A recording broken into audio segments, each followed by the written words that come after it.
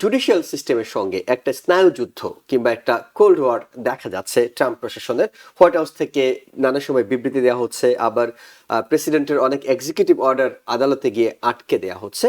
শেষ পর্যন্ত যদি দুই পক্ষ মুখোমুখি হয়ে যায়, সেটা আসলে কোথায় গিয়ে দাঁড়াবে? ফলে ইস্যুগুলো শেষ পর্যন্ত যে সুপ্রিম কোর্টে যায়, আমার ধারণা সুপ্রিম কোর্ট কনস্টিটিউশনের মূলনীতি বহাল রাখবেন, তবে সম্ভবত প্রেসিডেন্টের ক্ষমতা কিছুটা লিওয়ে, কিছুটা সুযোগ আর একটু বাড়িয়ে দিতে পারেন প্রেসিডেন্ট ট্রাম্প এবং অ্যাটর্নি জেনারেল জুডিশিয়ারির বিরুদ্ধে।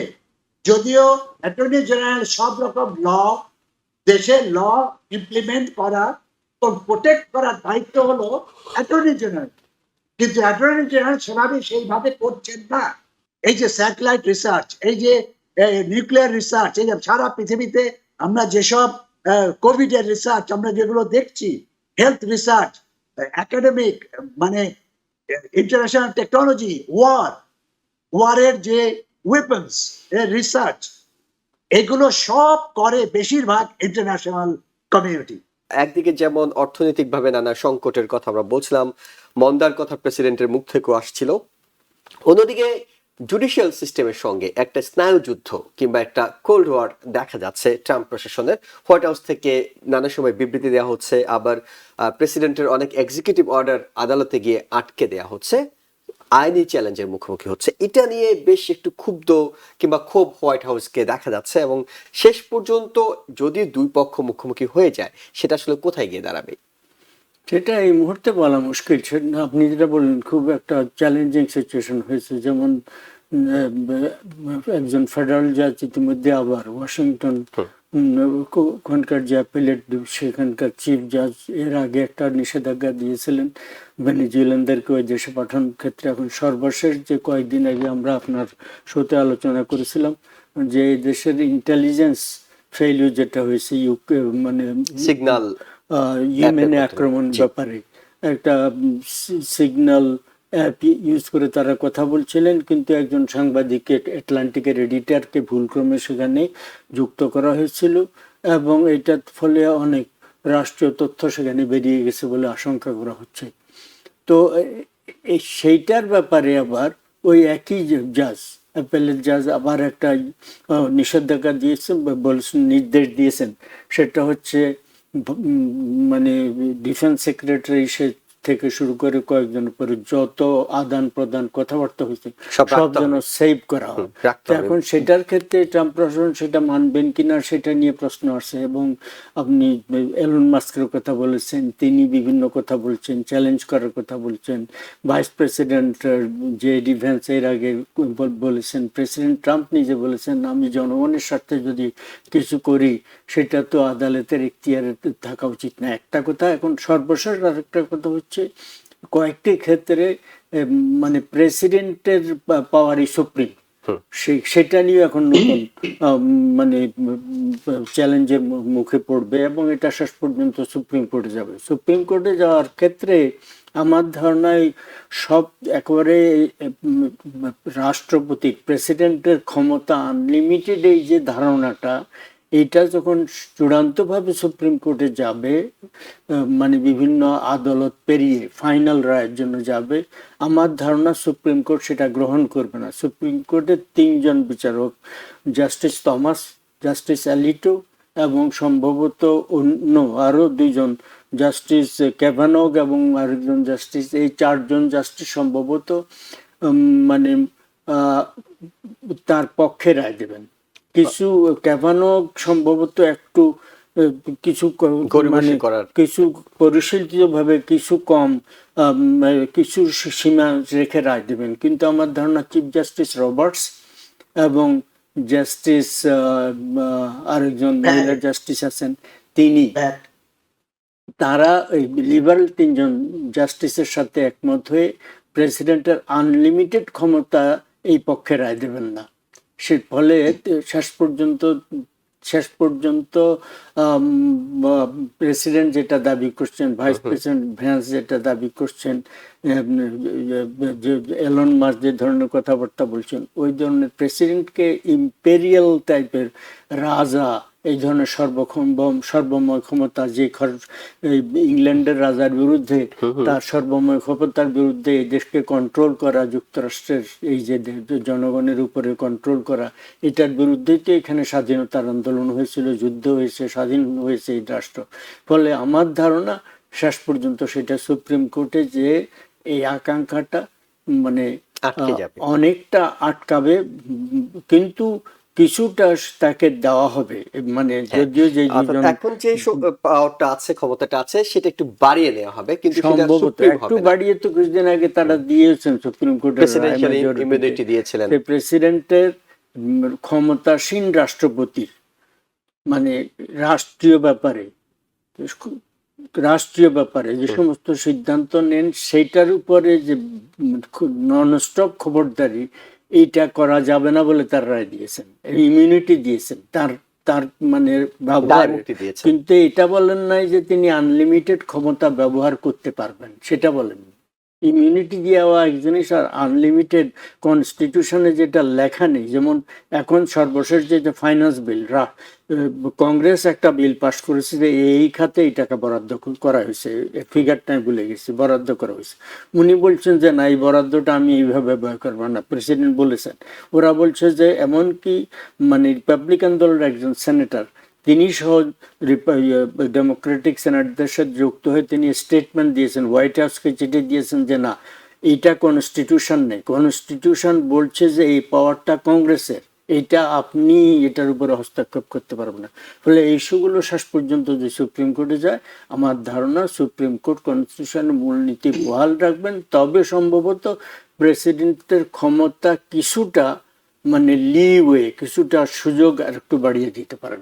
কিন্তু at the end of the day যুক্তরাষ্ট্রের কনস্টিটিউশনের উপরে মানে কনস্টিটিউশনাল অধিকারগুলোর উপরে মূল ধারাগুলো খর্ব করার ব্যাপারে সুপ্রিম কোর্ট রায় দেবেন, এটা আমার মনে হচ্ছে না।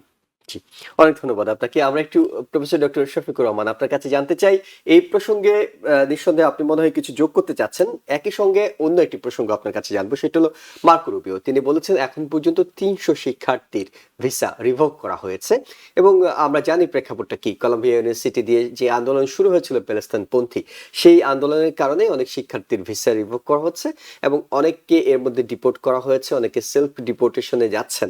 আপনি একজন শিক্ষক, আপনার ইউনিভার্সিটির শিক্ষার্থীদের অবস্থা আমরা ঠিক জানি না, তবে অন্যান্য বিষয়গুলো নিয়ে শিক্ষার্থীদের আমেরিকার রাজনীতিতে সংশ্লিষ্ট হওয়া। আমি আসছি শিক্ষার্থীদের সম্পর্কে, তার আগে আমি ওই জাস্টিসদের সম্পর্কে, ফেডারেল জাজদের যারা মিডল লেভেলে, লোয়ার লেভেলে রয়েছে, তাদের আন্ডারে তাদের কোনো এক্সিকিউটিভ পাওয়ার নেই, কিন্তু তাদের আন্ডারে একটা শক্তি আছে, মার্শালসরা, ফেডারেল মার্শাল যারা রয়েছে, তারা ওই জাজের কথা শুনতে বাধ্য, এবং প্রত্যেকটা জাজের আন্ডারে অনেক ফেডারেল পাওয়ার রয়েছে, যে মার্শাল রয়েছে, যারা বিভিন্ন ভাবে কিছু কিছু আইন কানুন ইমপ্লিমেন্ট করার জন্য চেষ্টা করতে পারে।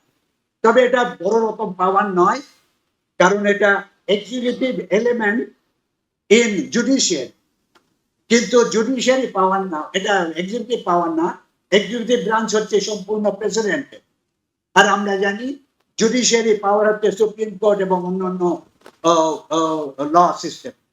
কাজে এখানে যে সম্পূর্ণভাবে ট্রাম্প ইচ্ছে করলে, প্রেসিডেন্ট ট্রাম্প ইচ্ছে করলেই একটা জজকে সরিয়ে দিতে পারবেন বা একটা জজের বিরুদ্ধে স্টেটমেন্ট দিতে পারবেন, তাও আগে কোনো সময় দেওয়া হতো না। কিন্তু এখানকার প্রেসিডেন্ট ট্রাম্প এবং অ্যাটর্নি জেনারেল জুডিশিয়ারির বিরুদ্ধে, যদিও অ্যাটর্নি জেনারেল সব রকম দেশের ল ইমপ্লিমেন্ট করা এবং প্রোটেক্ট করার দায়িত্ব হলো অ্যাটর্নি জেনারেল, কিন্তু অ্যাটর্নি জেনারেল সেভাবে সেইভাবে করছেন না। কাজে সেখানে জজরা, ফেডারেল জজদের একটা বড় রকম ভূমিকা থাকবে। এই কি অবস্থা খারাপে যাবে, এখন তারা প্রেসিডেন্ট ট্রাম্প বলছে ইমপিচ করার কথা জাজদের, তো জাজদের ইমপিচ করতে হলে এটা যেতে হবে কংগ্রেসে, যেতে হবে হাউসে, যেতে হবে সিনেটে।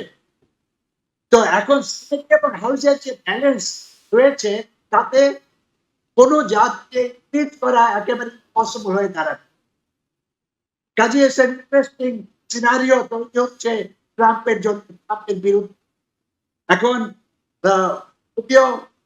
মার্কো রুবিও যেটা বলেছেন ছাত্রদের সম্পর্কে এবং ফরেন স্টুডেন্টদের সম্পর্কে, যে 300 ছাত্রকে তারা বিদেশে পাঠিয়ে দিয়ে। এখন আপনি যদি দেখেন আমেরিকায় ইন্টারন্যাশনাল ছাত্র 1.126 মিলিয়ন, মানে 1.126 মিলিয়ন হয়েছে। এখন এই ফরেন ছাত্রদের বিভিন্ন রকম, আমি যেমন আমি ফুল ব্রাইটের মানে স্পেশালিস্ট কাজ করি, এখানে ফুল ব্রাইটের সাউথ ক্যারোলাইনা কমিটির বোর্ড মেম্বার। আমাদের ফুল ব্রাইটের 12,000 ইন্টারন্যাশনাল আমেরিকান ফুল ব্রাইটার বাইরে তাদের টাকা পয়সা মুক্ত হয়ে যাচ্ছে। যারা বিভিন্ন দেশের ফুল ব্রাইট আমেরিকায় আছে তাদের টাকা পয়সা হওয়ার সিচুয়েশন রয়েছে। কাজে এখন যেটা সিচুয়েশন তৈরি হচ্ছে যে এই যে 300 ছাত্র তা আরো বাড়বে। এদের উদ্দেশ্য হচ্ছে যারা গাজা এবং যারা ইন্টারন্যাশনাল পলিসি নিয়ে ইসরায়েলের পক্ষে, ইসরায়েলের পক্ষে থেকে যে পলিসিগুলো ইমপ্লিমেন্ট করার চেষ্টা করছে, তাতে যারা চ্যালেঞ্জ করেছে, বাধা দিয়েছে বা প্রোটেস্ট করেছে, তাদের এই ধরনের অ্যাকশন নিতে পারে। এখন এদেরকে বের করে দিতে পারবে না, এদের ফান্ডিংটা বন্ধ করতে পারে, বাজেটটা বন্ধ করতে পারে। কিন্তু অন্য প্রাইভেট দেশে আমরা যেটা দেখছি, আমরা দেখেছি এরকম হচ্ছে, অন্য অন্য জায়গায় হচ্ছে। তারা প্রাইভেট ফাউন্ডেশন অনেকে এগিয়ে আসছে টাকা দেওয়ার জন্য ওদেরকে, যে এরা ভালো। কারণ আমেরিকা বলতে আমরা যা বুঝি তা হচ্ছে foreign students, international community. International students এখানে লেখাপড়া করে, চাকরি করে, রিসার্চ করে, গবেষণা করে, কন্ট্রিবিউট করে। এই যে বড় বড় রকম রিসার্চ হচ্ছে আমেরিকার লিডারশিপ সাপোর্ট করার জন্য, এই যে স্যাটেলাইট রিসার্চ, এই যে নিউক্লিয়ার রিসার্চ, এই যে সারা পৃথিবীতে আমরা যেসব কোভিড এর রিসার্চ আমরা যেগুলো দেখছি, হেলথ রিসার্চ, একাডেমিক, মানে ইন্টারন্যাশনাল টেকনোলজি, ওয়ারের যে ওয়েপন্স এর রিসার্চ, এগুলো সব করে বেশিরভাগ ইন্টারন্যাশনাল কমিউনিটি। তার ফলে তারা পরে সিটিজেন হয়ে যায়। H1 আপনারা সবাই জানেন, ভিসা নিয়ে তারপরে গ্রিন কার্ড পেয়ে সিটিজেন হয়ে যায়। এটা আমার কাছে যেটা মনে হয় যে প্রেসিডেন্ট ট্রাম্পের অনেক পলিসি তার ক্যাবিনেট মেম্বাররা সাপোর্ট করে না, কিন্তু করতে হয়, করতে হবে। এবং সেই জন্য এই যে আমি বললাম যে 1.6 মিলিয়ন ফরেন ছাত্র রয়েছে, তাদের কিছু ফান্ডিং সে বন্ধ করতে পারবে, কিন্তু তাদেরকে দেশ থেকে বের করে দিতে পারবে না। কারণ সিভিল রাইট তখন এটা কোর্টে চলে যাবে, এবং কোর্ট থেকে আমরা যে এক্সপিরিয়েন্স গুলো দেখছি, এটা খুব সহজে এটা সম্ভব হবে না। কাজেই এই যে 300 ছাত্র যাদের কথা বলছে এবং এরা হচ্ছে গাজাকে সাপোর্ট করতে টেস্ট করেছে বিভিন্ন ইউনিভার্সিটিতে, বিভিন্ন জায়গায়। তাদের স্বাধীনতা, আমেরিকা যারা থাকে, আমেরিকার সিটিজেন না হলেও তাদের বাক স্বাধীনতা আছে ফার্স্ট অ্যামেন্ডমেন্টে, এবং মিডিয়ার স্বাধীনতা রয়েছে, মিডিয়ায় কথা বলার স্বাধীনতা রয়েছে। এই স্বাধীনতাকে সহজে ট্রাম্প ছড়িয়ে দিতে পারবে না। কাজেই এটা একটা সিম্বলিক জিনিস যেটা ট্রাম্প চাচ্ছে, তার হুইমসের কথা, সেটা মার্কো রুবিও ইমপ্লিমেন্ট করছে, এবং অন্যান্যরাও। এই যে গ্রিনল্যান্ডের কথা আপনারা হয়তো বলবেন, এই গ্রিনল্যান্ডের কথাও এইরকম একটা ইমোশনাল, তার নার্সিসিস্ট। আমি যা বলবো সারা পৃথিবী সেটা শুনতে হবে, সারা দেশ আমার কথা শুনতে হবে, এইরকম একটা পিকুলিয়ার পাগলামি বলা যায়। নিউ ইয়র্ক থেকে সম্প্রচারিত TVN 24 টেলিভিশন বিশ্বজুড়ে বাঙালির কণ্ঠস্বর।